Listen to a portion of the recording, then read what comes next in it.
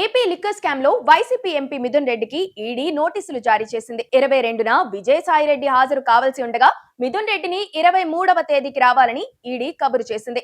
జగన్ హయాంలో అటు విజయసాయిరెడ్డి ఇటు మిథున్ రెడ్డి లిక్కర్ వ్యవహారంలో అత్యంత కీలకంగా వ్యవహరించారు. మధ్యలో విజయసాయిరెడ్డిని పక్కన పెట్టిన మిథున్ రెడ్డి మాత్రం చివరి వరకు ఆ వ్యవహారాల్లో అత్యంత కీలకంగా వ్యవహరించారు.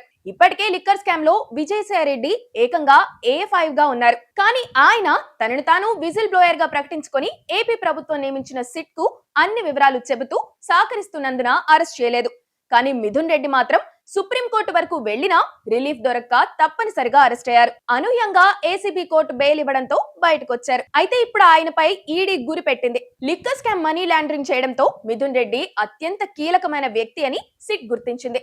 స్కామ్ డబ్బుల్ని సేకరించడం, రూటింగ్ చేయడం, వారం వారం వచ్చి జగన్ కు లెక్కలు చెప్పడం అన్ని ఆయనే చేసేవారన్న ప్రచారం ఉంది. ఈ లెక్కలన్నీ ఈడీ బయటకు తీసి ఆయన్ను ప్రశ్నించే అవకాశాలు కూడా ఉన్నాయి. విజయసాయిరెడ్డి తాను బలి కాకూడదని అనుకుంటున్నారు కాబట్టి మొత్తం వెల్లడించే అవకాశాలు ఉన్నాయి. అదే జరిగితే ఈడీకి వీరంతా దొరికిపోతారు.